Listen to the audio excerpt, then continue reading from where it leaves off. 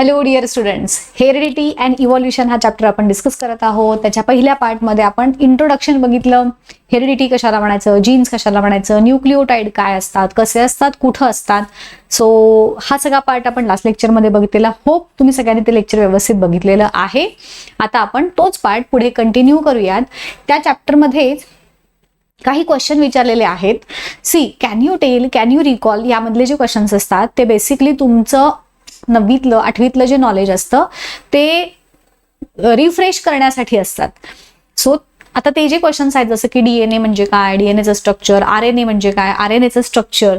So ते questions तुम्हाला ह्या चॅप्टरमधले कन्सेप्ट, जसं की सेंट्रल डोग्मा आपण शिकणार आहोत, तर ते समजण्यासाठी खूप गरजेचं आहे. त्यामुळं ते जे क्वेश्चन्स आपल्याला ह्या वर्षीच्या सिलेबसशी रिलेटेड आहेत ते सगळे आपण घेणार आहोत, डिटेल घेणार आहोत. त्यातला जो क्वेश्चन आहे पहिला तुम्हाला जो विचारलेला, तो म्हणजे डीएनएचं स्ट्रक्चर, स्केच अँड लेबल करा डीएनए आणि त्याचे व्हेरियस टाइप्स ऑफ आरएनए वगैरे सगळं फंक्शन्स. तो पार्ट आपण आज व्यवस्थित डिस्कस करूयातच. आणि मग मी त्यातले सेंट्रल डोग्माशी रिलेटेड काही इन्फॉर्मेशन पण तुम्हाला ह्याच्यामध्ये मी कंटिन्युअसली सांगेन. बघूयात कसा पार्ट आपला कितपत कव्हर होतो. सो सगळ्यात पहिल्यांदा आपण जे लास्ट लेक्चरमध्ये बघितलेलं होतं, न्यूक्लिओटाइडची कन्सेप्ट आठवते तुम्हाला सगळ्यांना? न्यूक्लिओटाइड म्हणजे काय बघितलेलं होतं आपण? 3 कंपोनंट्स असतात आणि त्या 3 कंपोनंट्सचं एकत्र तयार होणार जे स्ट्रक्चर आहे त्याला आपण म्हणतो न्यूक्लिओटाइड. पेंटोज शुगर, फॉस्फेट ग्रुप इथं असतो. हा असतो नायट्रोजन बेस, राईट.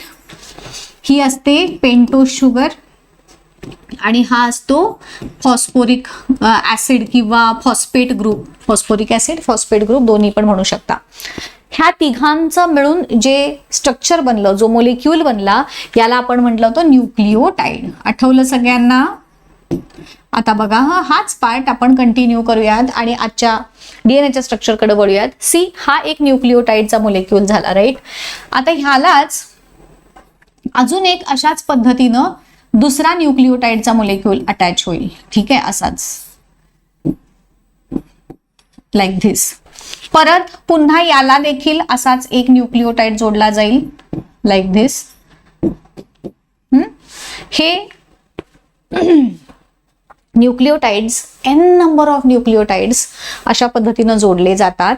आणि ही एक बाजू झाली.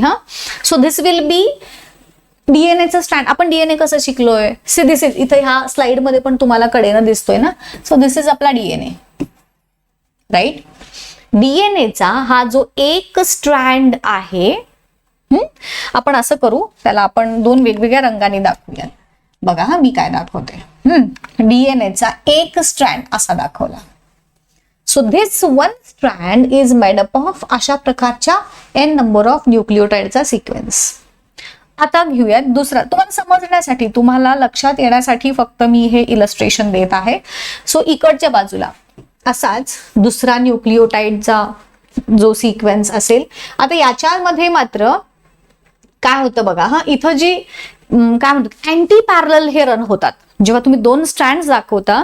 So these 2 strands run anti parallel. म्हणजे काय, तर एकाचं तोंड असं, एकाचं तोंड असं. तुम्ही असे उभे आहात समजा, अशा बाजूने एक लाईन केली आहे आणि इकडच्या बाजूला अशी लाईन आहे. सो असे दोन्ही इकडून असे पळतात, इकडून असे पळतात. सो ह्याला म्हटलं अँटी पॅरलल. सो डीएनएचे 2 स्ट्रँड्स हे अँटी पॅरलली रन होतात. सो आता इथं आपण हे शुगरचं तोंड असं दाखवलंय की नाही. सो आता इथं या मोलिक्यूलमध्ये आपण शुगर ही अशी दाखवेल, 1 2 3 4 5 ह्या पद्धतीनं. आणि मग इथे तो जो फॉस्फेट ग्रुप आहे तो अशा पद्धतीनं पुन्हा. आणि मग ह्या ज्या नायट्रोजन बेसेस आहेत यांच्यामध्ये जोड्या असतात. आणि मग हा दुसरा स्ट्रँड, अशा पद्धतीनं हा डीएनएचे 2 स्ट्रँड्स जोडले जातील एकमेकांना. मग हा पुन्हा नायट्रोजन बेस, पेंटो शुगर, हा फॉस्फेट ग्रुप. लक्षात येते का? बघा, मी शक्य तेवढं सोपं करून तुम्हाला सांगत आहे. डीएनएचा एक स्ट्रँड हा कशाचा बनलाय? न्यूक्लिओटाइडचा. न्यूक्लिओटाइडमध्ये त्याच्यामध्ये पण एक गंमत आहे बघा. त्यात पण एक गंमत आहे. आपण डीएनएची तुलना कशाबरोबर करतो रे? शिडी प्रमाणे करतो, होय की नाही? सो शिडीला काय असतात? 2 साइड्स असतात आणि मध्ये त्याचा जिना, स्टेअर्स म्हणूयात आपण, रंग्स ऑफ लॅडर असं त्याला म्हटलंय आपल्या पुस्तकामध्ये. सो डीएनएच्या स्ट्रक्चर मधल्या ज्या 2 कडा आहेत, शिडी, ही जी शिडी दाखवली आहे ह्या डायग्राम मध्ये, हे असं दाखवतो ना आपण, ATGC आणि हे असे सो ऑन, असं आपण दाखवतो ना DNA. सो हा जो मधला पार्ट आहे, हा मधला पार्ट म्हणजे हे आहे शिडीमध्ये ज्याच्यावर आपण पाय ठेवतो, स्टेप्स, तो पार्ट हा कशाचा बनलाय, नायट्रोजन बेसिसचा. लक्षात येते का बघा. आणि शिडीच्या जे कडेचे 2 साइड्स असतात ना, ते साइड्स त्याला काय म्हणतात, ट्रेल्स ऑफ लॅडर. तर त्या ट्रेल्स ऑफ लॅडर म्हणजे कोणता पार्ट, हा पार्ट. इकडे बघा, हा जो पार्ट आहे त्या लॅडरचा, तो म्हणजे हा आहे. म्हणजेच कोणाचा, तिथं कोण आहेत, फॉस्फेट ग्रुप आणि पेंटोज शुगर आणि फॉस्फेट ग्रुप. कुठला, हा जो गुलाबी रंगाने दाखवलाय मी तो पार्ट म्हणजे हा. आणि हा जो ब्लू रंगाचा आहे इथला, तो म्हणजे ह्या नायट्रोजन बेसिसच्या जोड्या आहेत. लक्षात आलं का. डीएनएचा जर तुम्ही झूम करून पाहिलं तर ह्या स्ट्रक्चरला अशा पद्धतीने हे दिसेल. मधला ज्याला आपण रंग्स ऑफ लॅडर म्हणतो, तो बनलेला नायट्रोजन बेसिसचा. आणि कडेचे जे जिथं शिड्यांचा जो साइड्स म्हटलं आपण, त्याला स्ट्रँड्स, ट्रेल्स म्हटलं, तर ते ट्रेल्स जे आहेत ते बनलेत फॉस्फेट ग्रुप आणि पेंटोज शुगरने. क्लिअर, इथपर्यंत क्लिअर. आता बघा मी काय सांगते, हे मी क्लिअर करते. बघा, हे जे आपण मध्ये दाखवलेले नायट्रोजन बेसिस आपल्या न्यूक्लिओटाइड मधले, हे दिसतंय तुम्हाला, हा, हे जे नायट्रोजन बेसिस आहेत ते एकूण 4 प्रकारचे नायट्रोजन बेसिस असतात, right. Nitrogen bases are of 4 types. कोणते कोणते, ॲडेनिन, ग्वानिन, थायमिन आणि सायटोसिन. आता बघा, हे डीएनए मध्ये आणि अजून एक प्रकारचा न्यूक्लिओटाइड सॉरी नायट्रोजन बेस असतो, तो असतो युरॅसिल. हे 4 प्रकारचे नायट्रोजन बेसिस डीएनए मध्ये प्रेझेंट असतात. बघा मी काय सांगते, 4 प्रकारचे नायट्रोजन बेसिस, म्हणून न्यूक्लिओटाइड्स सुद्धा 4 प्रकारचे झाले.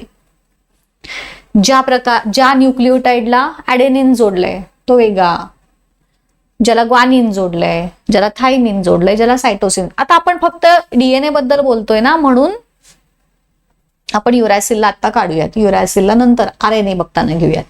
सो हे 4 प्रकारचे नायट्रोजन बेसिस डीएनए मध्ये प्रेझेंट असतात, म्हणून न्यूक्लिओटाइड्स सुद्धा 4 प्रकारचे झाले. इथपर्यंत क्लिअर झालं. आणि मग हे न्यूक्लिओटाइड्स जे आता दाखवलं तुम्हाला, एकाखाली एक अरेंज झाल्यानंतर जी एक लॉंग चेन ऑफ न्यूक्लिओटाइड्स बनते, त्याला म्हणतात जीन्स. म्हणजे आपल्या बॉडीमधले जे जीन्स असतात, दीज जीन्स हे काय आहेत, these are nothing but long chain of nucleotides. जसं तुम्हाला ह्या चित्रात दिसतंय, आता दाखवलेलं तेच आहे हे. आता हे नायट्रोजन बेसिस 4 प्रकारचे झाले, ॲडेनिन, ग्वानिन, थायमिन, सायटोसिन. बघा आता अजून एक ह्याच्यातला एक पार्ट अजून सांगायचा राहिला, तो म्हणजे ॲडेनिन आणि ग्वानिनला ATGC असतात ना, ॲडेनिन आणि ग्वानिन यांना प्युरिन्स म्हणतात. हे लिहून ठेवा हा सगळं. मी आता जे डायग्राम काढलेली होती ते सगळं आय होप तुम्ही लिहून घेतलेलं आहे तुमच्या नोटबुक्स मध्ये. आणि थायमिन आणि सायटोसिनला पायरिमिडिन्स असं म्हणतात.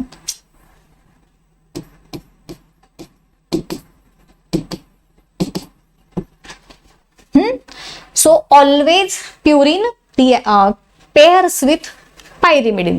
प्युरिन पायरिमिडिन अशा जोड्या होत नाहीत. एक purine always pairs with pyrimidine. So ॲडेनिनची जोडी ऑलवेज थायमिन सोबत होते with double bond. Adenine AT हे डोक्यात फिक्स ठेवा. A ची जोडी ऑलवेज थायमिन सोबत आणि त्या दोघांच्या मध्ये असतो तो डबल बॉन्ड. हे डबल बॉन्ड हायड्रोजनचे असतात, वीक बॉन्ड्स असतात, दे कॅन इझिली ब्रेक. ठीक. आणि दुसरे जे आहेत guanine always pairs with cytosine with a triple bond. Purine आणि पायरिमिडिन मध्ये असणाऱ्या ह्या ज्या पेअर आहेत ह्या लक्षात ठेवायच्या. ATGC मध्ये कशा पद्धतीने पेअर असतात. A always pairs with T with double bond, G always pairs with C with triple bond. आता जाऊयात पुढे अगेन या स्ट्रक्चरकडे.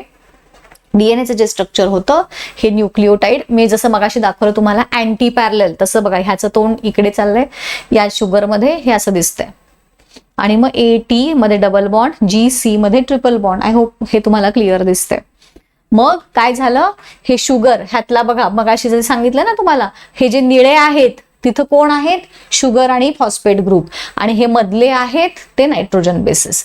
सो ह्या पद्धतीनं आपला डीएनए त्याचे स्ट्रक्चर असतं. आता हे तुम्ही लिहिणार कसं रे, लिहिणार कसं, समजा लिहायला काही विचारत नाहीत ऍक्च्युली, डीएनएचं स्ट्रक्चर एक्सप्लेन करा वगैरे, पण तिथं तुम्हाला प्रश्न दिलाय.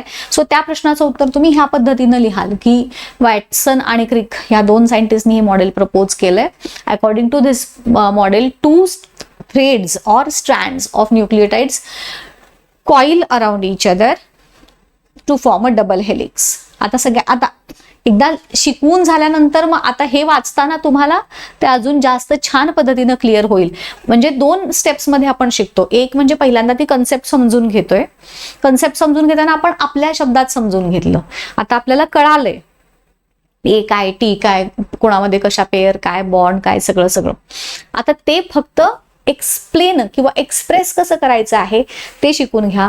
कारण आता इथून आपल्याला काही पाठांतर वगैरे करायचं नाही, हे सगळ्यात डोक्यात पहिल्यांदा ठेवा. समजून घ्यायचं आणि आपल्या शब्दात लिहायचं, हे आपला फंडा आहे. सो एकदा समजलंय, क्लिअर झालंय, नसेल तर मागे जाऊन पुन्हा एकदा बघून घ्या, समजून घ्या, आणि मग ते आपल्या शब्दात कसं मांडायचं हे मी तुम्हाला इथं सांगत आहे.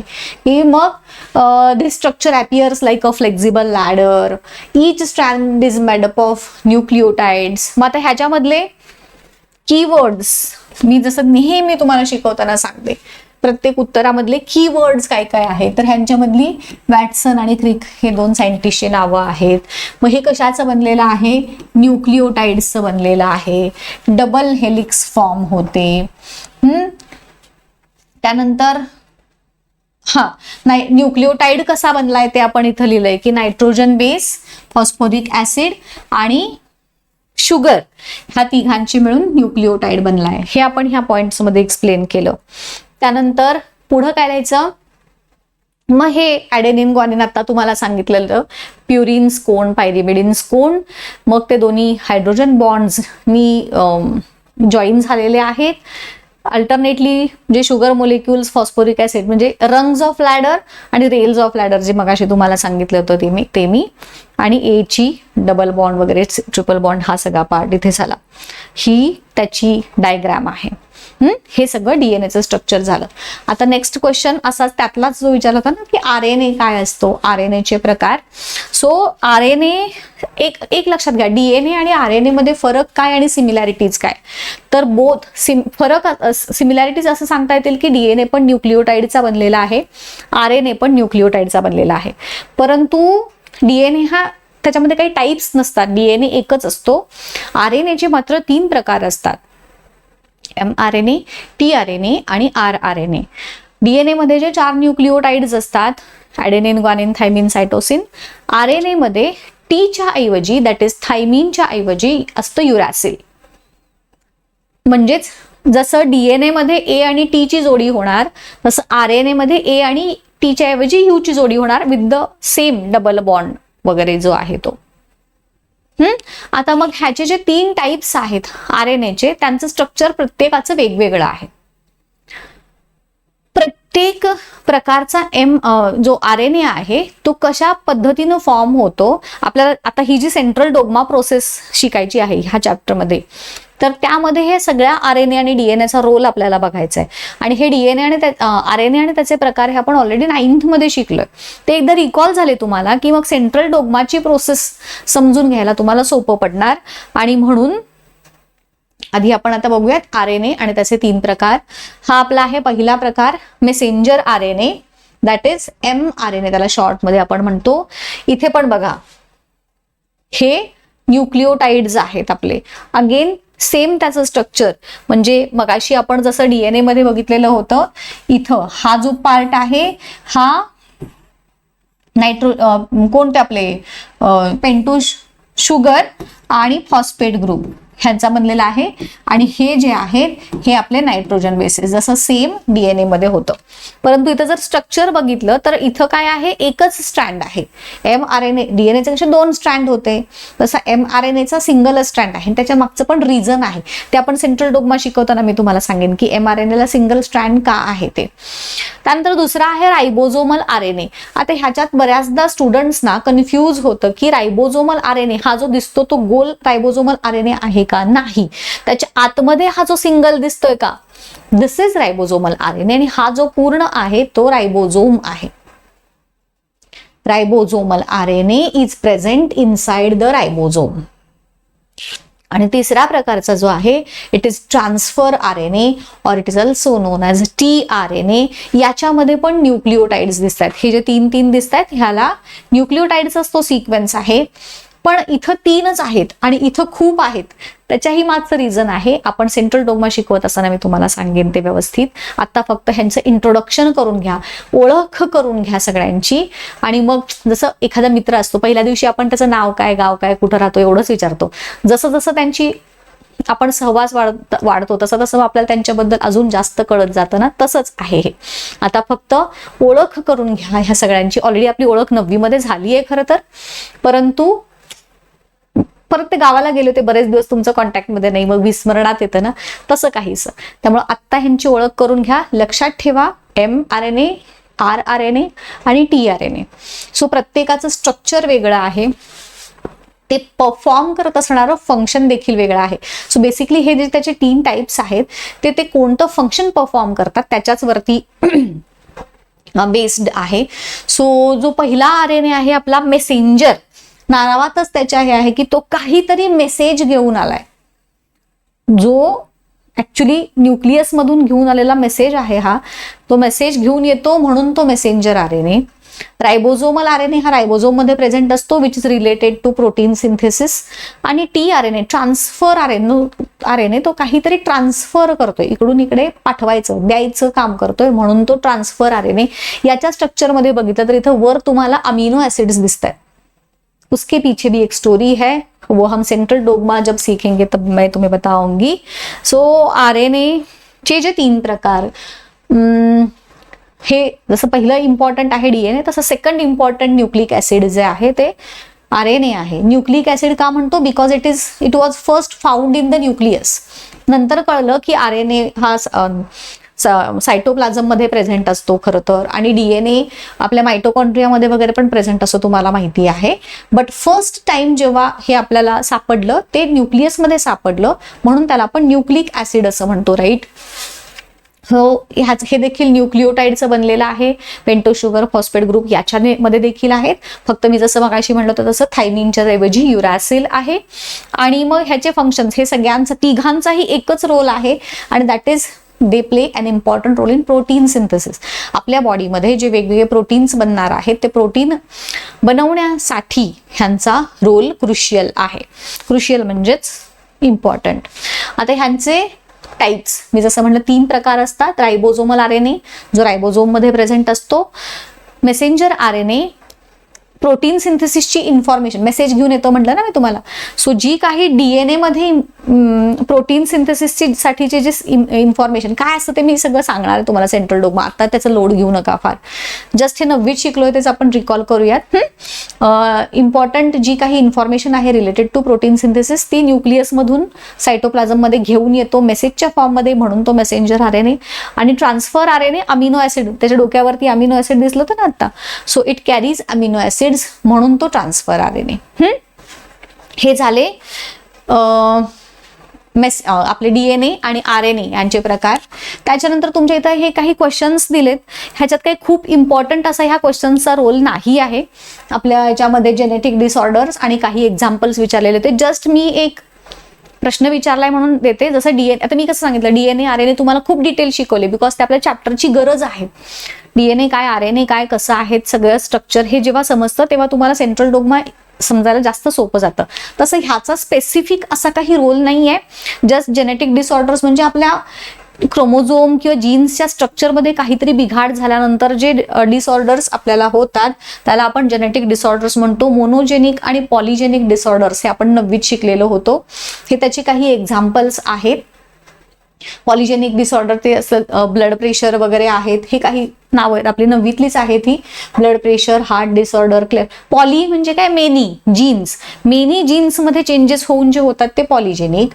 आणि मोनोजेनिक, मोनो म्हणजे सिंगल, अगेन जीन, सिंगल जीनमध्ये बिघाड होऊन जे होतात ते monogenic. So sickle cell anaemia, haemophilia वगैरे हे सगळे येतात.